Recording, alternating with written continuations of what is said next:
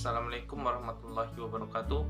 Perkenalkan, nama saya Disa Putra, mahasiswa program studi Teknik Lingkungan semester 2. Pada kesempatan video kali ini saya akan membawakan satu pidato yang berjudul Al-Quran Jalan Hidupku untuk memenuhi salah satu tugas mata kuliah Bahasa Indonesia. Langsung saja kita masuk ke videonya. Assalamualaikum warahmatullahi wabarakatuh. Alhamdulillahirabbil alamin. Alhamdulillahilladzi arsala rasulahu bil huda wa dinil haqq liyudhhirahu 'alad dini kullihi wa kafa billahi syahida. Asyhadu an la ilaha illallah wa asyhadu anna sayyidana Muhammadan abduhu wa rasuluh.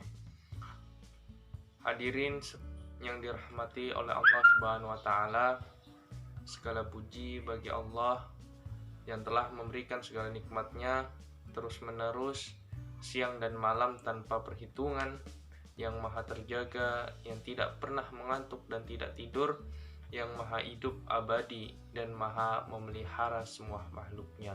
Pemberiannya tidak terhitung dan tak terkira. Tak ada ungkapan syukur yang terucap dari lisan sang hamba yang lemah ini, melainkan ucapan Alhamdulillahirabbil alamin. Salawat dan salam senantiasa tercurahkan kepada Nabi kita, pujaan hati kita, kekasih hati ribuan juta muslim di dunia, yakni Muhammad bin Abdillah, yang berbudi luhur dan mulia, nasabnya dengan semulia-mulia ucapan dan doa baginya. Allahumma sholli wa sallim wa barik alaih. Hadirin yang dirahmati oleh Allah Subhanahu wa taala, cukuplah bagi kita sebagai generasi umat Islam saat ini, sebagai umat Nabi Muhammad yang teristimewa, meyakini dengan sepenuh hati bahwa Al-Quran sebaik-baik petunjuk hidup, sumber kebahagiaan dan jalan keselamatan, meyakini dan meridhoi semua hal-hal yang telah Allah atur dalam Al-Quran yang mulia. Allah Subhanahu wa taala berfirman dalam surat Al-Baqarah ayat yang kedua, "Dzalikal kitabul la raiba fihi hudal lil muttaqin." Kitab Al-Quran ini tidak ada keraguan padanya, petunjuk bagi mereka yang bertakwa. Kalau kita meyakini Islam sebagai agama yang benar di sisi Allah, pasti meyakini pula wahyu Allah yakni Al-Quran, dan meyakini pula Nabi Muhammad SAW sebagai pembawanya. Lantas bagi kita generasi muda penerus pejuang Islam, apa percaya saja sudah cukup bagi kita? Nah, kali ini saya akan membahas masalah ini.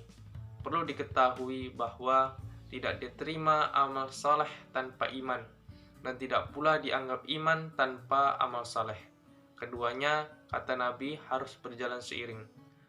Iman ibarat akar pohon dan amal saleh adalah buahnya. Buah yang banyak serta manis adalah bukti dari kesuburan pohon, dan pohon yang kuat menyebabkan terawatnya buah yang baik. Oleh karena itu, keimanan, perbuatan sangat erat hubungannya. Amal saleh selalu disertai penyebutannya dengan keimanan. Dalam sebagian besar ayat-ayat Allah yang tercantum dalam Al-Quran, dalam surat Al-Baqarah ayat 25, yang artinya, "Dan sampaikanlah kabar gembira kepada orang-orang yang beriman dan berbuat kebajikan, bahwa untuk mereka akan kepada mereka surga-surga yang mengalir di bawahnya sungai-sungai. Setiap kali mereka diberi rezeki buah-buahan dari surga, mereka berkata, inilah rezeki yang diberikan kepada kami dahulu. Mereka telah diberi buah-buahan yang serupa di sana. Mereka memperoleh pasangan-pasangan yang suci, mereka kekal di dalamnya." Nabi juga bersabda yang artinya Allah tidak menerima iman tanpa amal perbuatan, dan tidak pula menerima amal perbuatan tanpa iman. Hadirin yang berbahagia, setelah beriman maka beramal saleh, harus berpedoman pada Al-Quran sebagai jalan hidup. Artinya, Al-Quran sebagai landasan pertama setiap amal, atau langkah kita hidup di dunia ini. Cakup segala hal, pola pikir, cara bersikap dan bertingkah laku, amaliyah ibadah baik yang fardu maupun sunnah, amaliyah ibadah baik yang fardu maupun yang sunnah.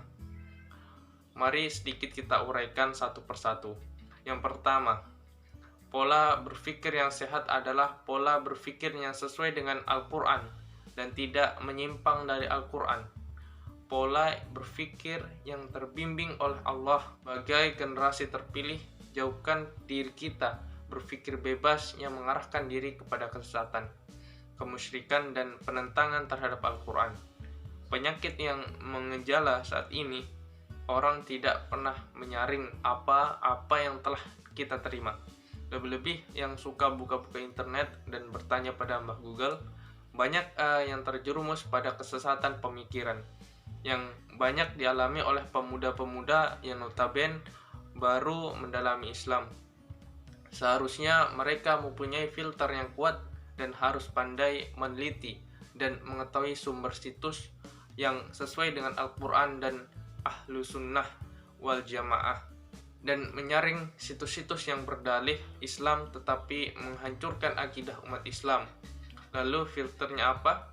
Ya jelas dong, filternya harus diperoleh langsung dari guru ngaji dulu, pada guru kiai, ulama yang saleh, langsung dengan waktu yang cukup, sehingga memperoleh bekal ilmu agama yang menyeluruh. Juga suka duduk di majelis ilmu, majelis zikir, maupun majelis sholawat.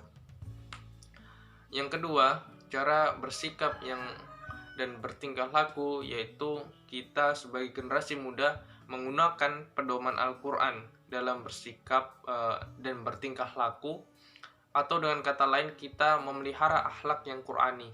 Nabi kita adalah cerminan akhlak Qurani. Kemuliaan akhlaknya adalah pancaran dari nilai-nilai Al-Quran yang mulia. Kita dengan mengikuti akhlak Nabi berarti kita berakhlakkan Al-Quran. Kita berbakti kepada orang tua, menyayangi keluarga, menghormati tetangga, dan mendoakan sesama muslim adalah akhlak yang diajarkan Nabi Muhammad SAW. Yang ketiga, memelihara amaliyah ibadah baik yang fardu maupun yang sunnah. Duanya senantiasa kita jaga secara istiqomah hingga akhir hayat. Kita jalankan secara istiqomah karena istiqomah lebih baik daripada 1000 karomah. Istiqomah khairu min alfi karomah, dan semua hanya mengharap ridha Allah Subhanahu wa taala. Kita menjalankan yang wajib itu sudah pasti, betul tidak? Tapi memelihara yang sunnah ini kadang terlupakan. Padahal yang sunnah-sunnah ini sebagai penutup apabila ada kekurangan pada ibadah yang fardu. Para kekasih Allah selalu memelihara yang sunnah dan ia merasa kesunahan itu wajib baginya. Apakah kita sudah melaksanakan hal seperti itu, hadirin? Jawabannya iya. Diri masing-masing dalam munajat dan tafakkur kita nanti, bagi yang mau berpikir tentunya. Hadirin yang berbahagia, menjadikan Al-Quran menjadi jalan hidup juga berarti kita harus senantiasa mempelajarinya tanpa bosan-bosan dan mengamalkannya. Belajar mulai dari buayan hingga liang lahat, dan kita akan menjadi sebaik-baik manusia. Khairukum man ta'allamal Qur'an wa 'allamahu. Sebaik-baik Al-Quran adalah orang yang belajar Al-Quran dan mengajarkannya. Di akhir pidato ini saya ingin menyimpulkan inti pembahasan ini agar mudah kita menjadikan Al-Quran sebagai jalan hidup adalah memelihara amal kebaikan yang diajarkan oleh Rasulullah secara istiqomah, karena Allah yang didahulukan dengan keimanan serta memelihara yang tiga. Menjaga pola berpikir sehat sesuai Al-Quran dan Sunnah dengan belajar ilmu agama pada guru yang saleh. Berbudi pekerti Al-Quran yakni akhlak Rasul, dan menjaga keistiqomahan dalam beribadah yang wajib maupun sunnah. Seakhiri pidato ini, semoga dapat bermanfaat. Kurang dan lebihnya mohon maaf. Billahi taufiq wal hidayah. Indina syiratal mustaqim. Wassalamualaikum warahmatullahi wabarakatuh.